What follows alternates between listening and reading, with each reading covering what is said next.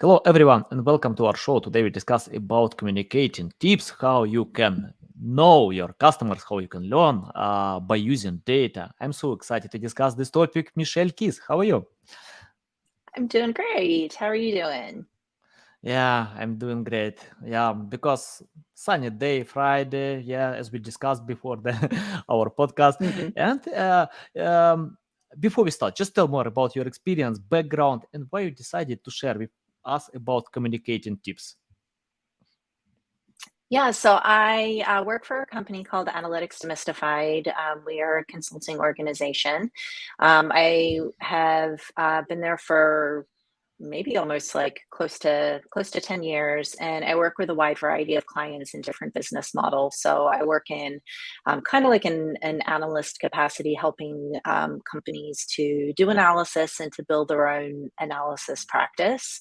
So if you think about analytics from kind of a spectrum from very technical, implementing analytics or doing data engineering through to like using the data and answering business questions, I fall on that business side of Mhm. analysis. Before that, I have been at agencies. I've also been client side within, individual organizations, working on analytics there. So I've been in the industry for a while. Love it, love it. Yeah, I'm excited to learn more about your experience, and we agreed about some bunch of questions. But I have another question. Sorry for that, because I see on your background books. Can you tell your live books and why you read them? What kind of value can you get by reading these books?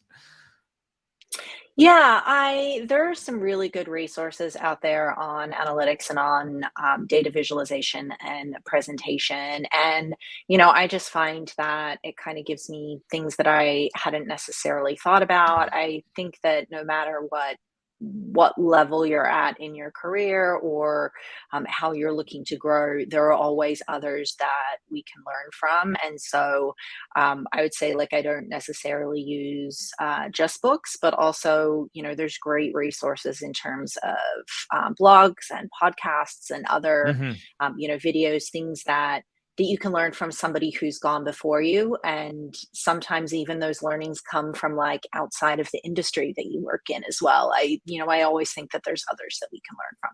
Yeah, you remind me the quote that the era of lazy marketers is dead. So yeah, you need to use many Yeah. resources because I often see this error. When the masters are looking for some tools or online studies and don't consider many other things that might concern them by persona.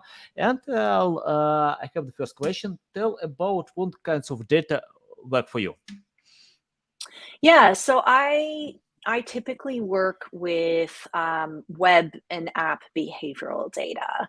Mm-hmm. So, for example, if a website is tracking like what pages you view and what you click on, and understanding like your behavior and your navigation through their experience, that's the kind of data that I tend to analyze. It's used by like a really wide variety of different businesses. Most sites that you go to will have some kind of tracking. Google Analytics is a really popular one that a lot of organizations use, and it can be used to understand all kinds of different businesses. So it can be, how an e-commerce site performs. It can be how people engage with features of an application. Like, if you have dozens of features, maybe some of them are never getting used and don't necessarily deserve engineering attention. Maybe others could be highlighted in a better way so that people are using it if you know that it's a really valuable feature, but it's buried somewhere in your site or in your app. It's really about using data to understand the user experience so that ultimately we can make it better for the customer. Love it, love it. Can you tell how to learn user experience? Because, for example, if you use data, you need to create content. How to learn user experience? Because many websites ignore it. They create content for because they analyze competitors can create the same content, generic content. But in the final stage, we need to consider our buying persona. Can you tell more about user experience? Yeah, I think that One of the things that I know some analysts sometimes fail to do is putting themselves in the position of their users or even hearing directly from their users. So it's really easy to look at data all day and not necessarily really correlate it to real people and understand the why of what's happening behind it. So one of the things that I've found helpful uh, throughout my career is being able to actually hear from users. So, Mm-hmm. working with the user experience team in your organization or reading user tests or even, conducting like there's sites where you can conduct like kind of mini quick user tests of your site. Um, and doing things like that so that you also get some qualitative feedback because sometimes the data can tell us that something's happening, but it's not necessarily going to tell us why. And so I think that, anything that you can do to better inform yourself is going to be help ultimately for you to understand the data that you're looking at. Love it, love it. Yes, so valuable. The second question: what are some key skills for communicating data effectively? I have lots of these, but to start from number one, I would say is making sure that you understand it. And, Mm-hmm. I speak from experience. There are times where I'm working on something that is complicated and I almost get like lost within the data and like lose sight of what I'm trying to say and what the story and what the data is telling us. And so it really is like impossible to communicate the data if you don't understand it yourself. You can't tell a coherent narrative without a really deep understanding of what the data is telling you. So I think that to get that story from the data, you really need to like focus on understanding it.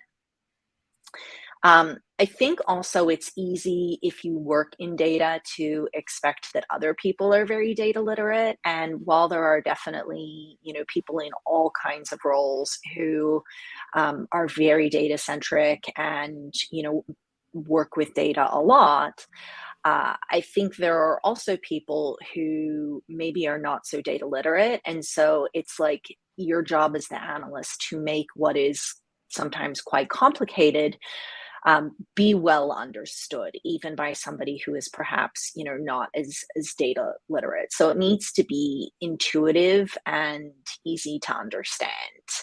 And I Yeah. think that's where having ability to summarize and to be able to draw insights from complicated data is really key. Like the analysts that do a very good job are the ones who are able to boil it down to key points. And I think it is actually a skill that you can work on. It's not just oh, it's something that you're born knowing how to do.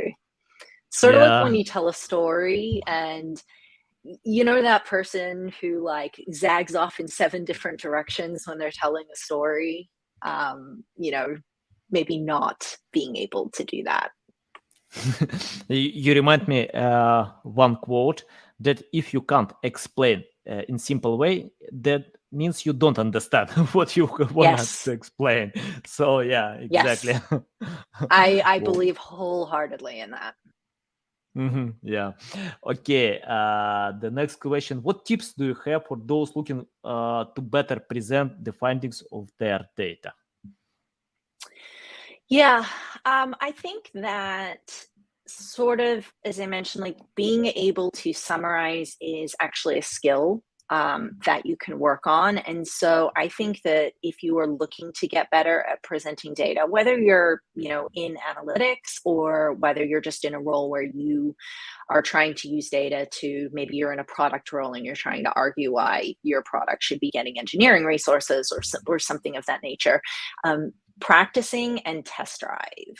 And I think that Hmm. those are very key. So putting together your presentation and then going through it with somebody as if you're presenting to a stakeholder. Just like if you were to present at a large conference, you would rehearse your presentation. It really should be the same when you're trying to tell a story with data. So it might be taking aside one of your colleagues, or it might be your boss, or somebody else that hasn't heard what you're working on.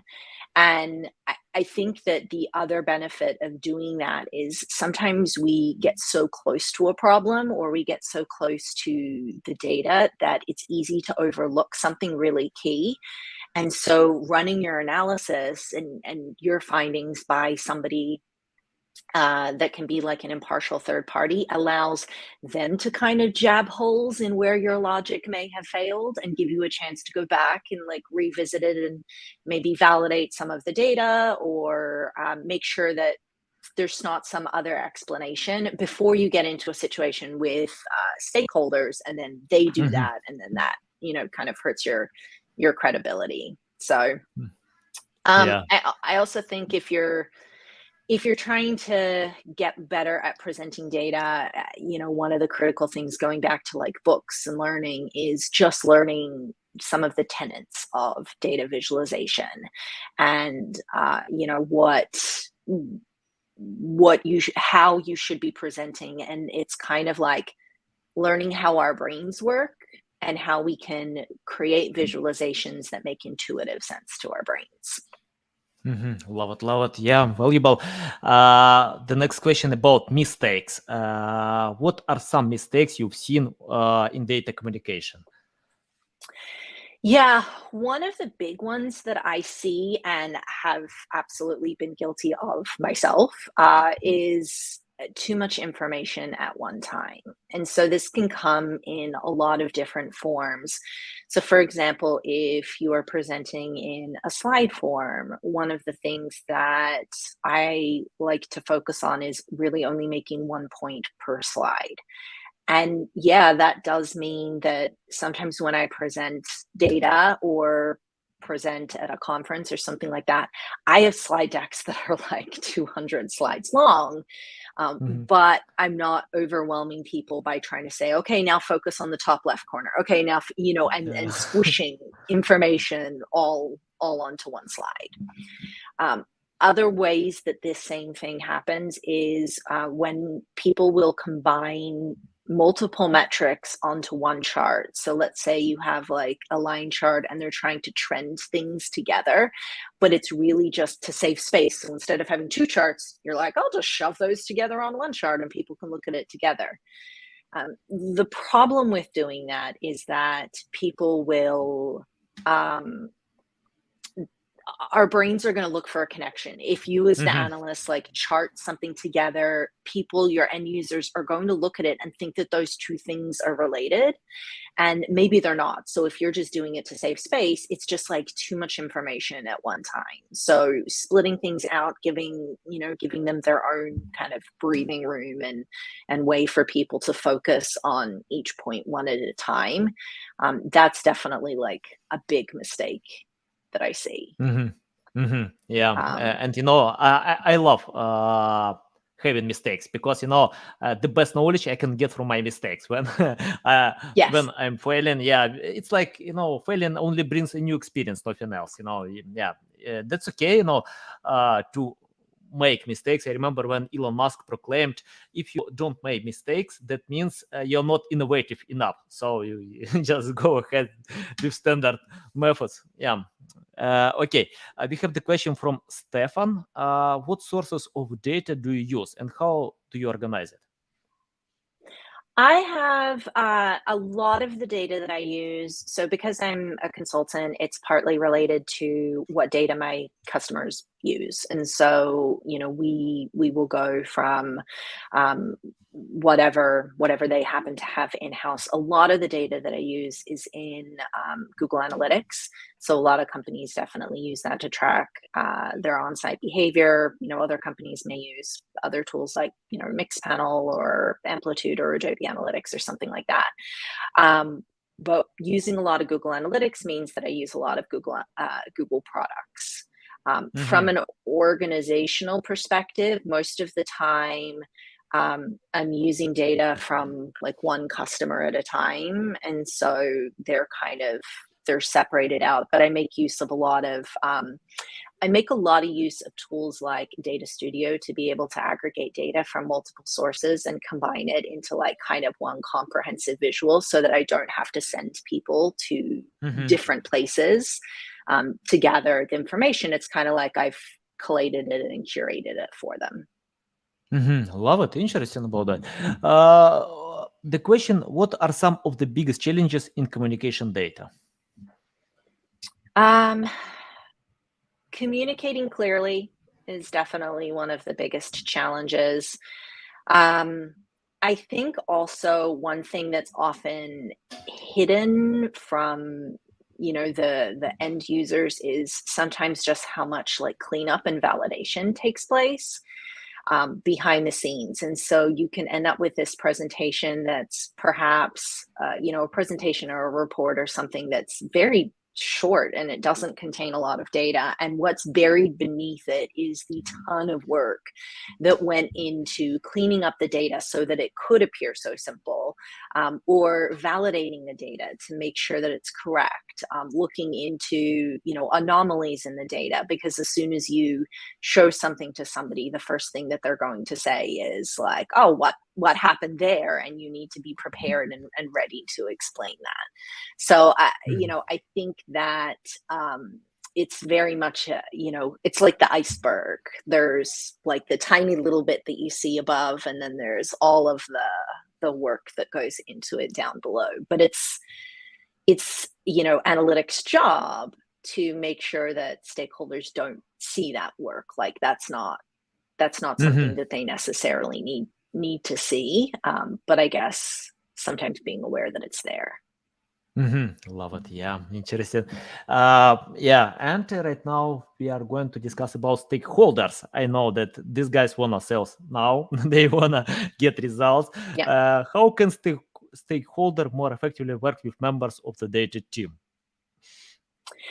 Yeah, I think the number one thing that I've seen throughout the years is, if you are requesting data, is to explain to the analyst that you're working with um, what the question that you have is, or what's the business problem that you're trying to solve. Because it's really easy, as a stakeholder, to go into a conversation to be like, I need a report and it needs to contain this and this and this and this. And sometimes the actual question that you're trying to solve might be better answered with some other data that either, maybe you're not even aware that it exists. And so I think that, like, if the stakeholder can bring their business expertise to it, and the analyst can then bring their analytics expertise to say, okay, based on the questions that you have, this would be the best data to answer those questions. I think that's how you're going to get the most from your data team, as opposed to like prescribing what the data that you want is. If you're building out reporting, obviously it's important for stakeholders to have a say in what they see. But I think being able to start from like what those questions are will avoid the situation where sometimes a stakeholder will ask for a very specific set of data, and the analyst will provide them with that very specific data because that's what was requested, but it doesn't actually answer the question. And maybe there was a better answer out there. Mm-hmm. Yeah, yeah. I love to communicate with stakeholders, all the time, because yeah, results depend on that, and sometimes it's hard. It's really hard to explain Yeah. something because they are professionals in one direction, like to develop innovative products, or even investing money. It depends. Yeah. So yeah, it's better to find tools how to communicate with them. And we Yeah. have And the I, question. I also Mhm. Yeah, think, go ahead.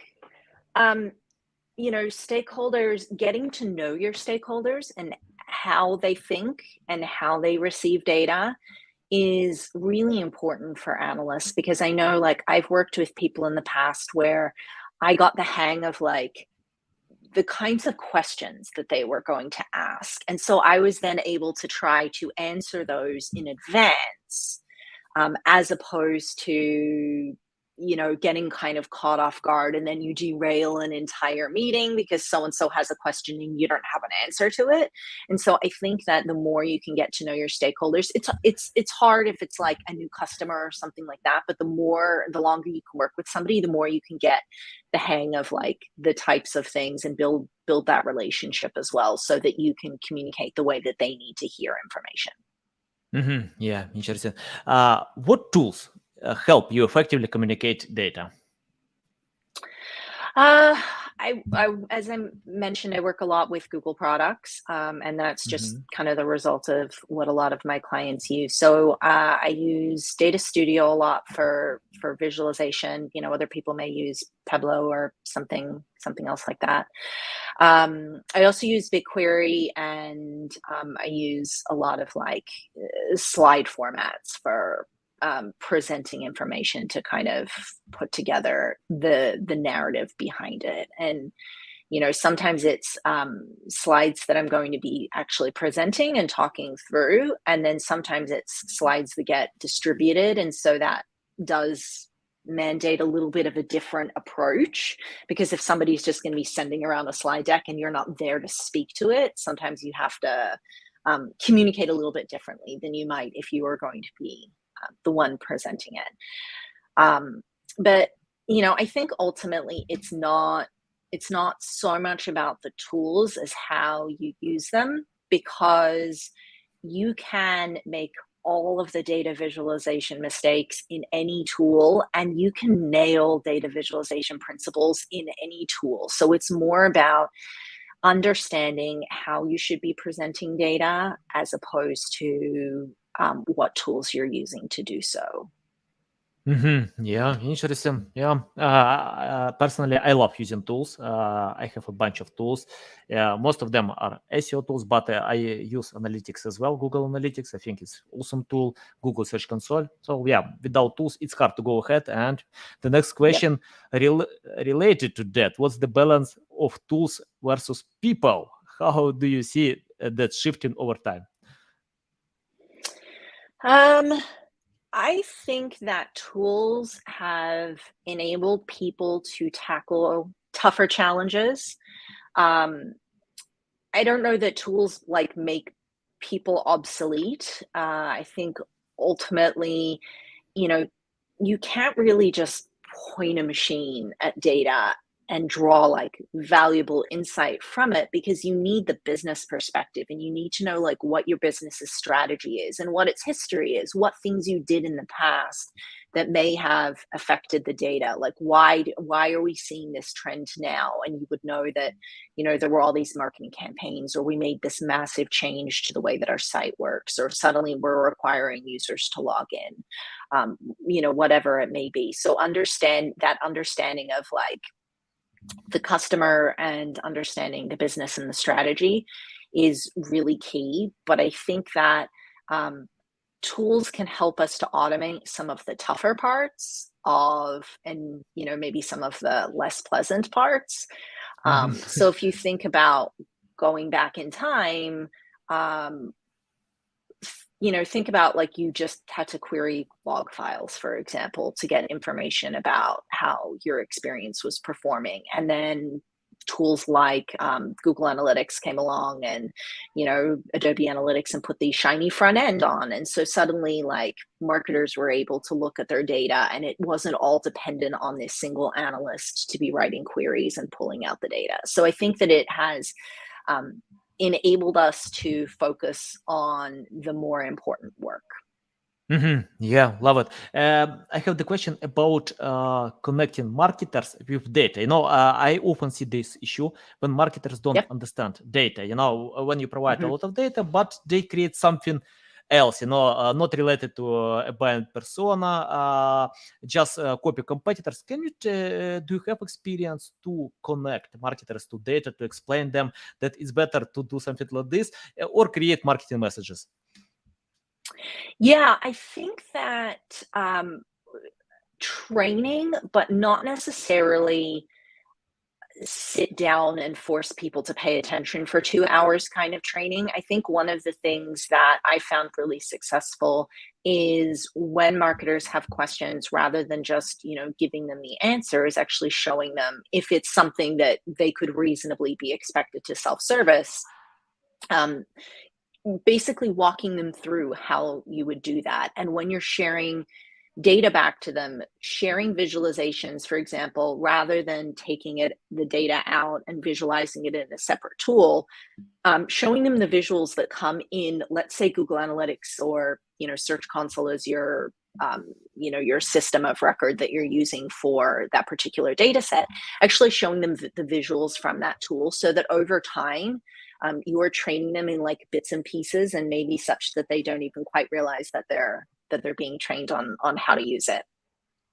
I Hmm. also think that getting them bought in at the start of a project is really key. So, for example, agreeing upfront how you're going to measure this and what success is going to look like means that they have an idea that, like, yes, we're going to need analysis of this, and this is what I can expect at the end of, say, a marketing campaign. Like, these are the things that I want to achieve out of it. This is how that translates to metrics and analytics, and this is what we're going to look at after the campaign is done. And having them and bringing them along through that process, I think, is really critical, to help them to learn to understand and use more data. Mhm. I have the question about marketing channel. For example, I Mhm. found that on YouTube I have a different buying persona to my website, and on LinkedIn it's totally different persona. I don't know why.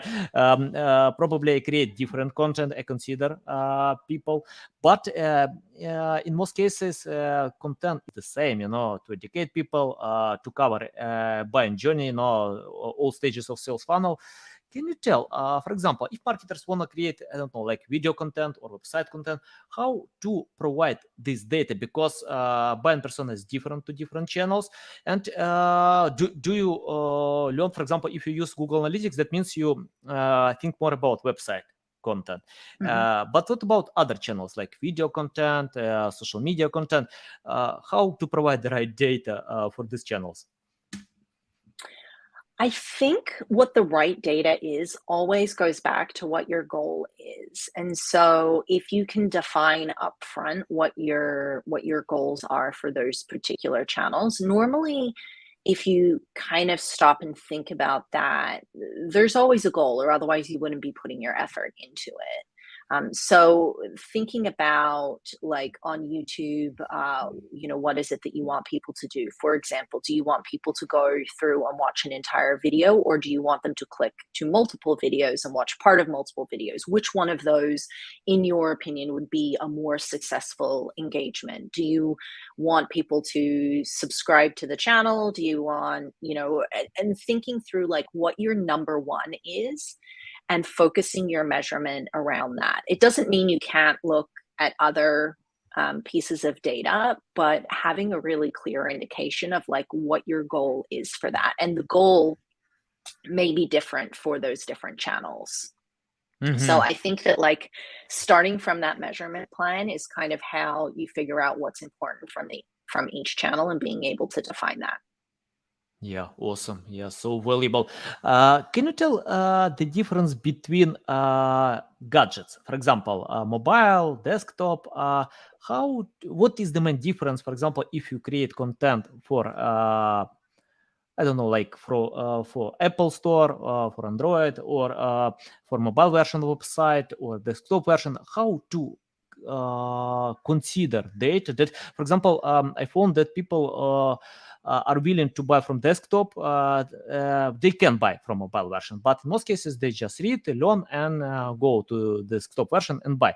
How to consider this thing that we have different I don't know, like buying mood on different gadgets. Yeah, I think that it's a question of whether your expectations are that people will behave the same Yeah. on all of, different gadgets, and therefore, like, whether success looks the same on all of them. But I also think that there's, something to be said for how can you make it as easy as possible for people. Hmm. There may simply be things that users want to do on one device and not another. I know that I very commonly will look at certain things on my phone and then just be like, nah, I'm not tackling that on my tiny little keyboard. I'm gonna do that when I get back to my desk, and making it Mhm. easy for people to do that. So maybe it's even thinking about what success should look like on mobile, for example. And maybe it doesn't look like people buying. Maybe it looks like you have a link that you send to your email and people buying through that link, so that you're creating this path for them to be able to easily go from mobile to desktop and make the purchase where they're more comfortable. Because I think Mhm. it's about meeting people where they want to be. Mhm. Yeah, yeah, interesting. If someone wanted to improve their data communication skills, what they need to do? Where to start? Practice, practice, practice, practice, because you can't get better at any skill that you don't practice. Definitely read up on some data presentation and best practices for visualization. I would say that just to name one book that's kind of a good starting point is Stephen Few, Information Dashboard Design. Also Donna Wong from uh, I'm struggling to remember which news outlet has some really good information about presenting data. Um, there's also a lot of, like, Nancy Duarte has a lot of resources on presenting in slide form, and how to do that effectively. So I think that, like, learning from um, people that have gone before us and have figured some of this stuff out is definitely key to improving your skills. um, I also think in kind of the intersection of like analytics and user testing is actually doing user testing on the stuff that you're creating. So, for example, if you're creating a report or you're putting together a presentation, even if it's like really informal, doing some user testing and asking people to explain to you what they're seeing and how they're reading it and how they're understanding it, and are they understanding it, and do your visualizations make sense? Do you have to spend 10 minutes explaining how to read a chart, in which case it's not a very good chart? And getting that feedback, because sometimes you get a little bit too close to the data that you're presenting and it makes perfect sense to you, but maybe it doesn't make sense to other people. So I think going through some like light user testing of what you're creating can be very effective to help you get better at it. um, and just generally being clear with your message. So that requires that you know what your message is at the start, and you've planned out like this journey that you're going to take people on, to kind of discover what you found in the data, and giving them all of the pieces that they need to know to be able to follow along with you, and not get lost along the way. Yeah, awesome, awesome. I have the question: what people don't need to do today? Probably obsolete or something else, because, for example, in marketing, I often see when webmasters are trying to use obsolete methods, black hat techniques, I don't know, whatever. But it takes time to gather the right data to learn about your customers. Can you tell from your experience what people don't need to do today? What they shouldn't be doing today? Yes. Um, I think that um, the number one thing that is of concern is user privacy. And so Hmm. basically, if you are putting that first and not trying like sneaky tactics to get information, like while you may think that the more information that you can get, the better, the reality is, like, if you're encroaching on privacy, it's not going to end very well for you. And so, I think that putting aside some of those tactics and really focusing on like what's a way that you can do it that's respectful to user privacy is like kind of the number one. Mhm. I like how your dog can open the door, and come to the room. Nice. Yeah, my dog Very just ran smart in, dog. so. Very smart. Okay, I have the final question about the future Yeah. of communication data. Data. Can you predict this future forecast? What kind of future are you expecting in communication data or learning about that? Oh, that is interesting. I think that I hope that Mhm. the way that this will go is that we as an industry will get better at translating more complex concepts. So being Mhm. able to say, because the amount of data that companies have is just growing, and it's, kind of becoming a more and more confusing world, and to be able to explain this, and it's also for privacy reasons, which are very good reasons. It's also getting harder to do analysis of some of this data, because maybe some of the ways that you use to join information are no longer an option because of privacy restrictions. And so I think that being able to clearly articulate complicated information and getting better and better at doing that, my hope is that that's the direction that we're going in. That because with all this information getting more complex, we really need to be able to distill it down to clear messages. Because if you can't communicate the data, there's like no point in having it in the first place. It's not giving you any value if it's not being circulated in your organization, and it's not, you're not drawing any benefit from it. So I think that like clear and consistent communication, I certainly hope is an improved path forward. Well explained. Love it. Michelle, it's a big pleasure to get you on my show to learn from you. You share a lot of valuable insights. Tell our audience how they can reach out to you, learn more about you, follow you. Sure. I'm on Twitter, Michele J. Kiss. I'm also on LinkedIn. Again, just my name. I have a blog at michelle.analyticsdemystified.com.